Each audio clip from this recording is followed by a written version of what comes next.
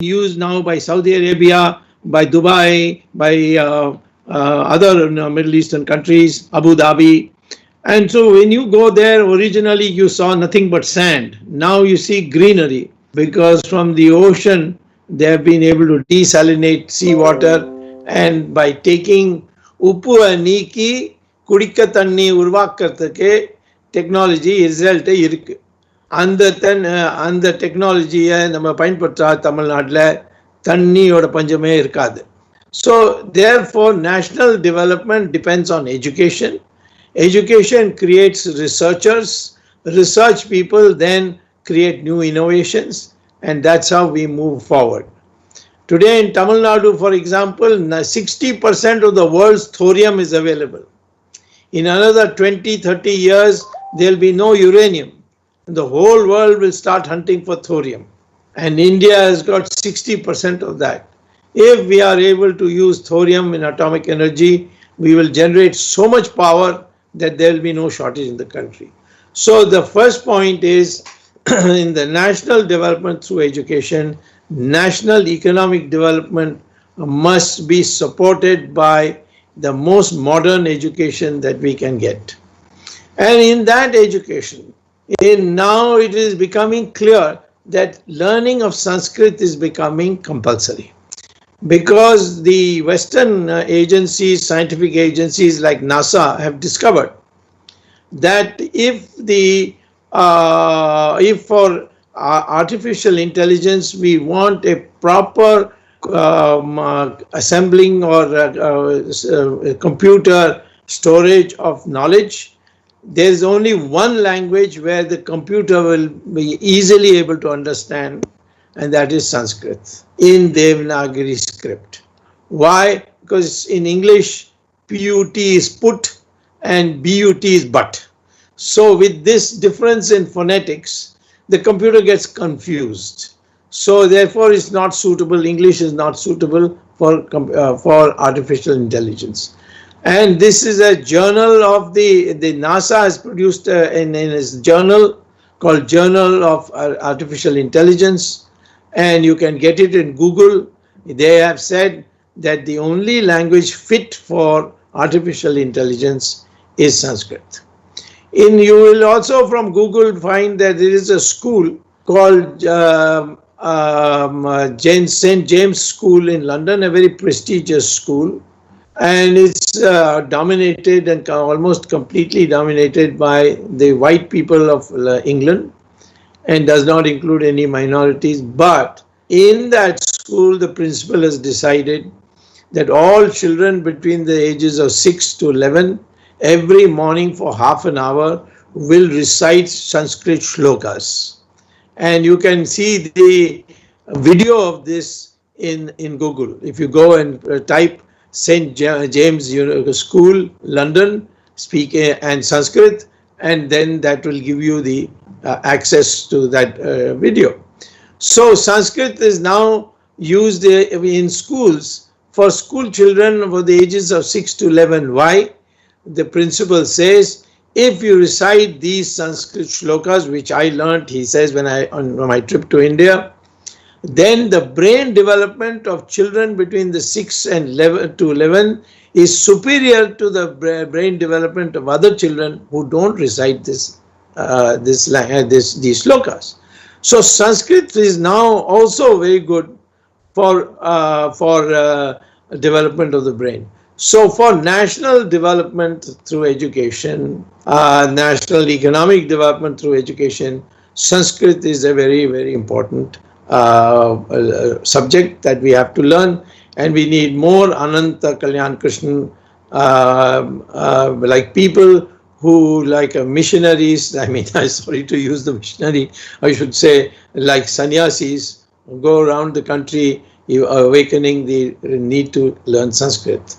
And Sanskrit is no more a dead language. Sanskrit is a language of the future. Second dimension of national development is national social development. When citizens learn their rights and their duties, both of which are given in the Constitution, and develop a correct mindset for citizenship, what should be your attitude to citizenship? For that, we require educational reform, which is what the government of India has now taken steps for, and that in college and schools and colleges and universities and the higher learning, we have to educate people about the correct history of our nation. We are a country with the youngest population, and this youngest population is average age is only 26. Average age of Chinese is 35. Of the Americans, it is of the United States is 37. Of Europe, it is 46 years, average age, and Japan is 50. They are all old, aging population, because people are living longer and they are having fewer children. And now in many countries become fashion to have only one child. India is young because it has a growing population, and this population must be educated in a new mindset. Our Indians are having lots of negative thoughts which the British education has given us. We have an inferiority complex. We see a foreigner from white countries like Europe and America, we feel inferior. We say that if they praise us, it's a big thing. Even in our newspaper, it becomes a headline. If someone in India praises, they will not take it. I was praised by Simon Kuznets and Paul Samuelson, both brilliant teachers who won the Nobel Prize. But my fame spread only because these two, in the case of Samuelson, he co-authored a very famous paper on index numbers, and Simon Kuznets because he supervised my thesis. So this inferiority complex has come because of the British rule of about 150 years, where through the curriculum they taught you that you are, and this Macaulay said very clearly, we want, number one, burn all Sanskrit books. Sanskrit should not be taught in any schools. Sanskrit should be taught nowhere. And in place, English should be brought. And through English, you can get jobs as IAS, later IFS, and then before that ICS. And this way, they made us learn history, which is not correct at all, which is all bogus. So our history has to be rewritten. National social development cannot take place unless we develop history. And for that, we have to understand that many of the things that we are learning is false. One is this Aryan Dravidian theory, that the whole of India was first populated by Dravidians. Then the Aryans came from Europe through Khyber Pass, and they beat up all the Dravidians and drove them south. And so there are two nations in India, Aryan Dravidian, and we now have Dravida Karagam, Dravida Munnetra Karagam, Anna Dravida Karagam, all this Dravida. Dravid is a word invented by Adi Shankara to mean where the three oceans meet, the land where the three oceans meet. Which are the three oceans? Arabian Sea, Bay of Bengal, and Indian Ocean. So he meant South India. Where did he say? Travid is what he said. Tra means, of course, three. But with I am given many meanings. I'll have to make up my mind whether it means sea or ocean or what. But anyway, it is Adi Shankara when he met Mandana Mishra and challenged him to a debate whether Buddhism is more close to God than Hinduism. And in that debate, Mandana Mishra lost, and the agreement was that if Shankara loses, he will become a Buddhist, and if Mandana Mishra loses, he will become a Hindu. And this is called Shastrat. And Shastrat was the basis for debate, and Mandana Mishra became the first Shankaracharya of Sringeri Ashram. This way he set up 4 and 1 for himself when he returned Adi Shankara, that is Kanchi. And these 4 plus 1 were the ones that propagated our culture once again. This was taken forward despite foreign invasions, etc., by all our sadhus and sannyasis. Prominent among them, of course, already Ananta Kalyan Krishnan has stated, Aurobindo and Sri Vivekananda. So I'm saying that our mindset can only be cured when when we have. Can you hear me? Can you hear me? Yes. Okay. Because I don't see my yes, small boxes come. Yeah. So I think first of all we must also understand that today's Sanskrit vocabulary is there in every language. Has been for every language. Every language borrowed from Sanskrit, except Sanskrit made one rule, that since Tamil is as ancient as Sanskrit, therefore Sanskrit can borrow words from Tamil. But other languages Sanskrit cannot borrow from their language. They can borrow from Sanskrit, but Sanskrit will not borrow. So there are many Tamil words in Sanskrit like kudu, give, and there are 40% of Tamil has words in common with Sanskrit. Once I had an argument with Karunanidhi, whom I knew personally very well, and he said that Tamil is a pure language, and I said no, it has 40% Sanskrit words. He said I don't agree. I said your own name Karunanidhi is 2 Sanskrit words, Karunanidhi. Your election symbol is called Chinnam, which is Sanskrit word for chin. Your election symbol is called Udayan Suryan, which are both Sanskrit words, Udaya and Surya.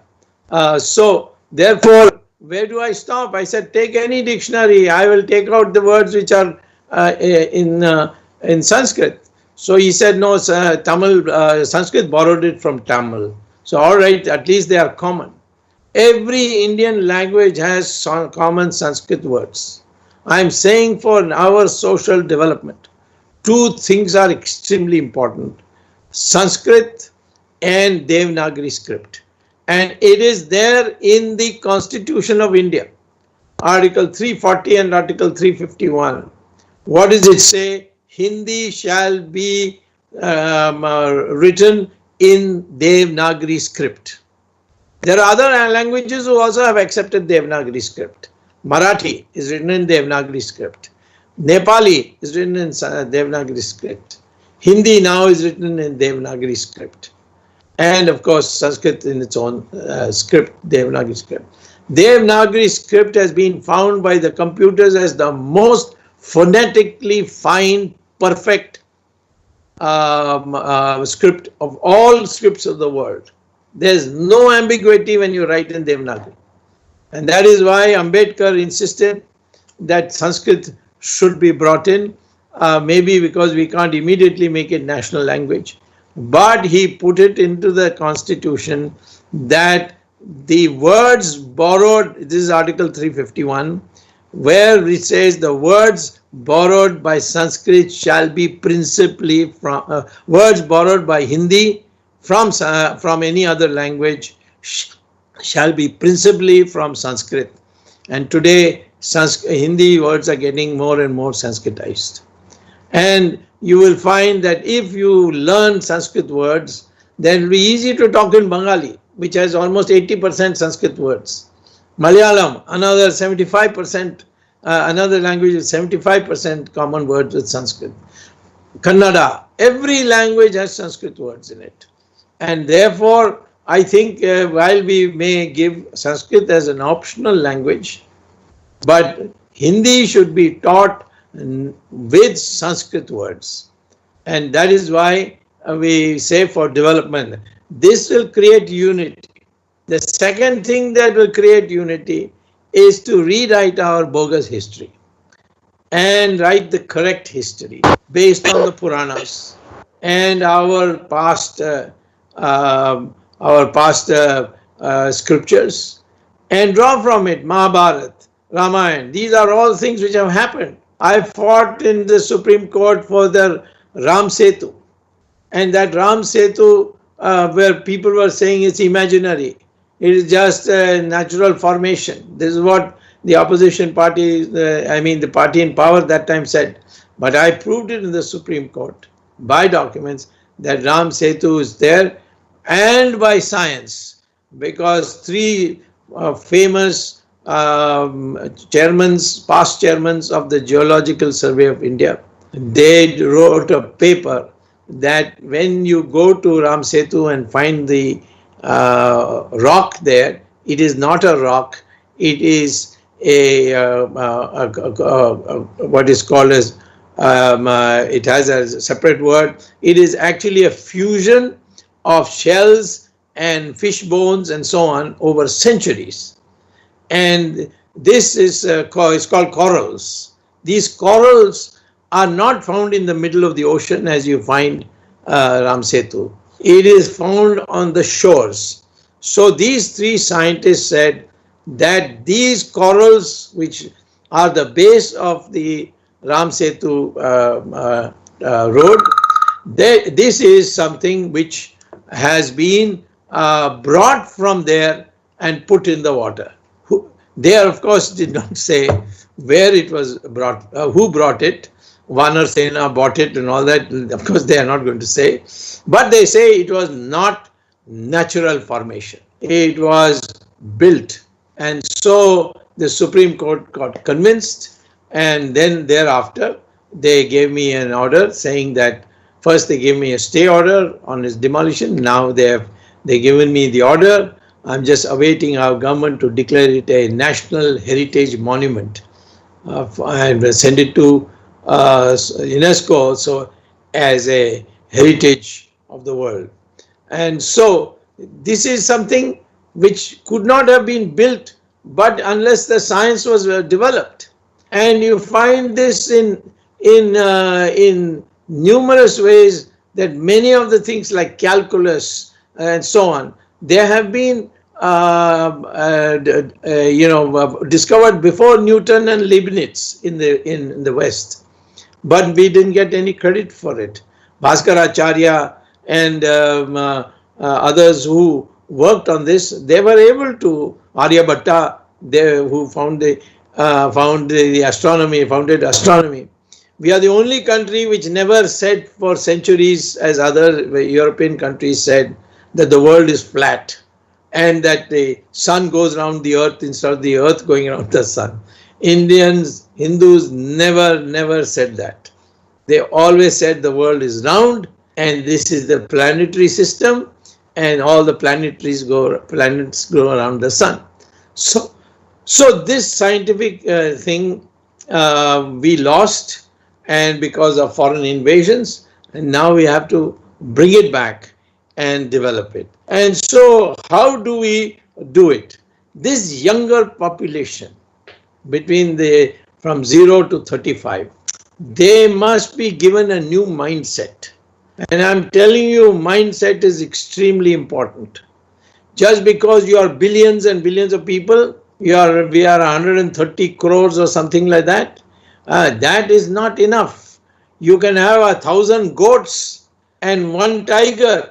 The goats will run away after seeing one tiger, even though they are 1,000 in number. Numbers don't matter. It's a question of upbringing. You can have very strong lions in a cage, but they have been brought up from pup stage to obey. So a thin, wiry ringmaster can make the lions climb up a table, sit on that table, go through a ball of fire or a ring of fire. You can make him, he can do anything. These lions have the strength to kill this man, but they will not. They will obey him because of the mind. So we Hindus have always been focusing on mind making. And so the national social development is an extremely important part, or as important as national economic development. I would say that we need, I have two more points to make in this topic.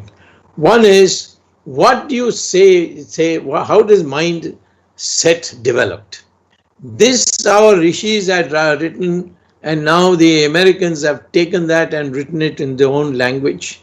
And so in English, I will tell you what the mindset is according to the American scholars, which is, primarily at Harvard University Department of Education. One is your cognitive intelligence. Cognitive intelligence means discovery. You have discovered wireless even though you can't see it. That's cognitive intelligence. You can tell what a chemical reaction would produce. That base plus acid equal to salt plus water. I mean, if an element called base and a acid come together, what will be left will be salt and water. The both will disappear. So chemistry. So like that, cognitive intelligence, mathematics is cognitive intelligence. So this first dimension of your mind is cognitive intelligence. Second development of your mind is emotional intelligence. How you argue. That is, Shankara had laid down the principles of Shastrat. How you argue. Argue in such a way the other person gets convinced. There are people who will never be convinced. That doesn't matter. But your first attempt should be to use a language by which the other side gets convinced and they come over to your side and join you. That's called emotional intelligence. Emotional intelligence has been displayed by many political leaders over the world. Hitler convinced the Germans to do many wrong things. That was a misuse of emotional intelligence, but it was nevertheless emotional intelligence. Same thing with Mussolini. There were Gandhi who did it by a totally different method, by satyagraha, by non-violence. So there are many ways in which people get convinced, and then without your spending money and bringing them by trucks and assembling them, they themselves come and side with you. That is emotional intelligence. Then there is moral intelligence. Never do something which is by destroying somebody else. You want to overtake somebody in competition, do it by your own merit and overtake him on merit, but not by pulling his leg to your thing, which has been our cultures ever since the British arrived in this scene here. Similarly, there is called social intelligence. If you want to build a factory, don't build a factory which pumps smoke into the air in such a way that the whole population gets, cancer from it. So that's social intelligence. And finally, now the Westerners are teaching, like they're teaching our yoga, they're also teaching something called spiritual intelligence, where they say all knowledge is in the Brahmand, which they call as cosmos.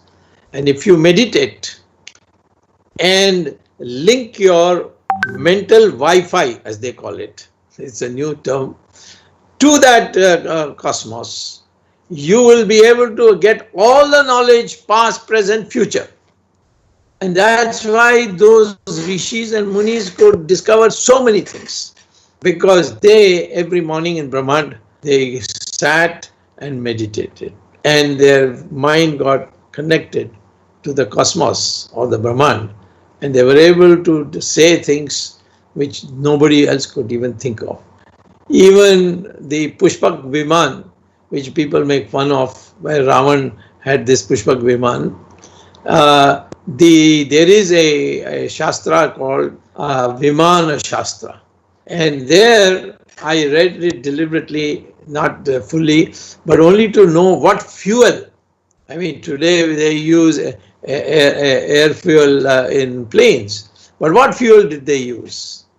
Did it come from crude oil or is it something else? And I found that the fuel suggested there in the Vimana Shastra is mercury. I couldn't believe it. Because mercury, you put one drop in water, it will go whiz, whiz, whiz, generate huge amount of steam. So I asked a scientist, and I said, can mercury ever be a fuel? He said, oh yes, in the future, because it's got so much energy. One drop has got so much energy. If we can master it, it will be like the atom bomb. And therefore, but we have not enough research has been done. But in ages, centuries and centuries ago, our rishis and munis had discovered mercury can be a fuel. So we have to have this mindset, and that mindset can also come by a correct understanding for history. We are not Aryans and Dravidians. We have always been in this country. Who says that? The DNA tests of all Indians show it is the same. Today, research published in the Cambridge University Journal of Genetics, in the Houston, United States University of Genetics, Journal of Genetics, in Mysore University Journal of Genetics, all of them have published research to say we are all one people. They have also made clear that skin color has nothing to do with race. Skin color has nothing to do with DNA. It's pigmentation. As you get closer to the equator, the sun rays affects your pigmentation on your skin, and your skin automatically becomes darker. So you can't compare the cold climate Indians with the hot climate Indians as far as complexion, and then come to a conclusion we are different people. So we are one people according to DNA. And Varna system was never birth based. It was based entirely on your chosen field of action. That's why Krishna says in Gita that it's connected to gunas, and we find many examples of that. Vishwamitra's father and mother were Kshatriyas, but he became a rishi of rishis. So did Veda Vyasa, who wrote the Mahabharata. His mother was a fisherwoman. Kalidasa was a Vanvasi, and so on. You can give examples after examples. Varna by birth is meaningless. No one can be a Brahmin because he's born to Brahmin parents unless he has been also a Dvija, which means a special prayer that he has to do to show that he has mastered so many different subjects. So I think we must understand that this is a division of labor. Jnani and Tyagi, right at the top. Mahatma Gandhi with one langoti winning the public support everywhere. Americans could never understand it. When I was a student in America, people used to laugh at me. How can you follow a person who is not even properly dressed? Because in America, all politicians are very well dressed, and they couldn't understand. But that is India. Jnani and Tyagi. He is the person most venerated, and because of his jnani, he is a Brahmin, and he has passed the test. Kshatriya is a person who defends the nation. Vaishya is a person who produces wealth for the nation. Shudra is the person who creates food for you to eat, agriculture. And even the limited thing which unfortunately got expanded during the Buddhist period of making a pariah, it was not their children. There are a number of examples of people who became rishis even though their parents were outcasted. So therefore there is no such thing as a difference in the Varnas. Varnas is a division of labor, and we should regard ourselves as one people, not based on this. Of course, we have Jati. Jati is based on blood, but that is because of marriages. Certain marriages should not take place based on relationship, and therefore Jati was introduced.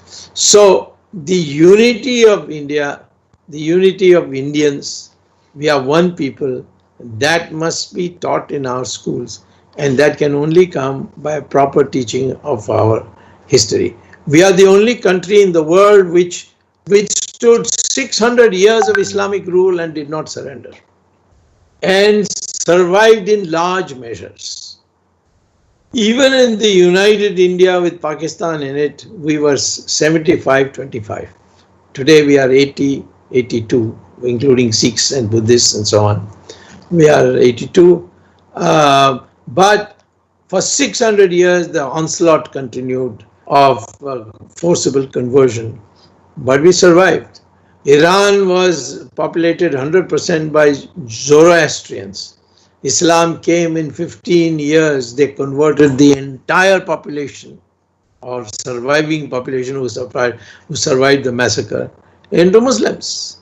Similarly, Mesopotamia and Babylon, 17 years, 100% Muslim. Egypt, in 21 years, 100% Muslim. Europe was converted to Christianity in 50 years. But India could not be converted because of the strong roots of Sanatana Dharma. So these are the things we have to know and draw pride in it, and decide that we will make India once again the country it was. And that requires proper education. So educational development will have 5 things necessary. Number 1, you must know your identity. Your identity is that you are a Hindu or your ancestors are Hindus. There's nobody in India whose ancestors are not Hindus. Predominant DNA is of Hindus, wherever you go. And that DNA studies shows that. 2, you must know the correct history. We are a country which never bent. Ultimately, the Mughals were destroyed by Baji Rao II in 1795. And there is therefore no descendant of any Mughal anywhere available. Today you can get Shivaji's descendants, you can get Rana Pratap's descendants, you can get Jaipur Maharaja's descendants, you can get all their lineages. Raja Ram, you can go, there's no, these are continuity. But can you find a single person who says, I am Aurangzeb's descendant? No, because they were eliminated in 1795. Unfortunately, after 600 years of fighting, whether it was Rana Pratap or whether it was Shivaji or whether it is our Rani Chennamma in Karnataka or our Cholas, Pandyas and Tirumala Nayaka. Tirumala Nayaka's Commander-in-Chief and Prime Minister was my great-great-great-great-grandfather. And ultimately we were given a village called Mullipallam to settle down. And that's where my great-great-great-grandfather Ramappa Iyer went and stayed. So I know this history very intimately. How from Ramnath to Mysore, the Tirumala Nayaka armies uprooted every foreign invasion and kingdoms that were set up. So today when we are talking about change in education, we are talking about modernization of our education. We don't want everybody to go back to old things. What was not acceptable, we are rejecting. What is acceptable, we are modernizing. And therefore, the Constitution gives you that framework within which we can do. We say to all, whether they agree or not, we are not going to force them to agree, but they all in this country today are people whose ancestors were Hindus. And this is a country of Hindus or those whose ancestors were Hindus. And that's why we call it Hindustan. And it's a stan of the Hindus. And this is the framework in which Sanskrit becomes extremely important. Because it's a modern language, it's a scientific language, it is for artificial intelligence. And yet it takes you back and gives you connection with your past, with which you can see with pride. So we also have some other ideas of our ancestry, our history. Deen Dayal Upadhyay, who was the president of the Jansangh, formulated a thesis called integral humanism.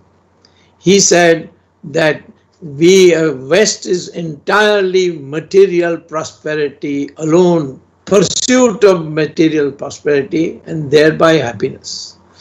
But Dindayalji said, no, you have to have material prosperity in a society with spiritual advancement.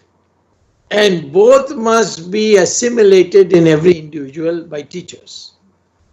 Therefore, he said the Varna system came, not as birth-based, but to ensure that your material progress is not sacrificed or separated from spiritualness. That's why the Jnani and Tyagi is put at the top, because the Jnani tells you what your heritage is. And we have said those who have wealth, in America he'll be the top man. But in India, if he excess wealth he gives for public works, he gives it for donations, philanthropy, then we rate him very high. But the Jnani and the Tyagi is the ultimate, and the one, the Kshatriya who defends your country, the Vaishya who produces wealth for your country, is third, and then the person who produces food. This is not ranking, this is a category. And all are equal. One can, the progeny of one can go into the other Varna. This is how we remained united, and this is the reason why, despite 600 years of Islamic rule and 200 years of brutal Christian rule, India is still a predominantly Hindu country, and that is the foundation of Sanskrit.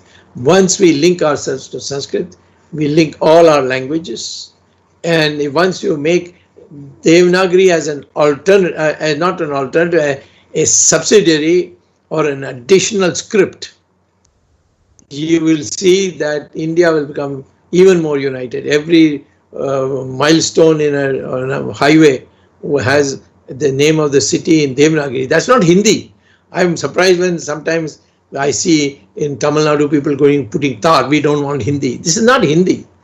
It is writing a Tamil word in Devanagari script. And Devanagari is the language of computers, because they said the most phonetically perfect script is Devanagari. And it is this that we have to put across to people. Learn your own Tamil. Tamil script and Devanagari come from the same parent, Brahmi. That's why Ka in Tamil is written like this, and so is in Devanagari, almost similar. Ki is you put a matra on Ka, and in Devanagari also you put a matra. Ku is under the Ka in Tamil. So is in Devanagari also. Ku is under Ka. So, I mean, there's so much similarities that instead of focusing on our similarities, we are focusing on our differences. And so the national development through education can only come by the economic development plus social development, and in the Hindu principle that we shall progress with material prosperity and spiritual advancement. Thank you very much for giving me this opportunity to be the inaugural speaker in this very, very important seminar that you are holding. நான் எல்லாருக்கும் என்னோட நன்றி தெரிவிக்க விரும்புகிறேன். நீங்கள் எனக்கு வாய்ப்பு கொடுத்தேன், அதுக்காக எனக்கு மகிழ்ச்சி. நன்றி சொல்லி என்னோட உரையை நான் முடிக்கிறேன். அத்புதம் கங்கா பிரவாகேவ பாஷணம். தேசிய கொள்கை, அதை தொடர்ந்து தேசத்தின் வளர்ச்சி எப்படி அமையப் போகிறது என்பதை மிக தெளிவாக எடுத்து கூறிய மானனீய டாக்டர் சுப்பிரமணிய சுவாமி அவர்களுக்கு நன்றி நவில வருகிறார் பேராசிரியர் மற்றும் தட்சிண தமிழ்நாடு சமஸ்கிருத பாரதியின் மொழி வல்லுநர் குழுவின் பொறுப்பாளர் திருமதி சுபா அவர்கள். நமஸ்காரः. सर्वेभ्यः ज्येष्ठेभ्यः मुख्य अतिथये च सविनय नमस्कारः. विद्याद्वारा राष्ट्रीय प्रगतिः इति विषये माननीय सुब्रह्मण्य स्वामी महोदयस्य भाषणेन वयं श्रोतारः उत्तेजनं प्राप्तवन्तः। नूतन राष्ट्रीय शिक्षा नीति 2020 इत्यस्मिन् सम्मेलने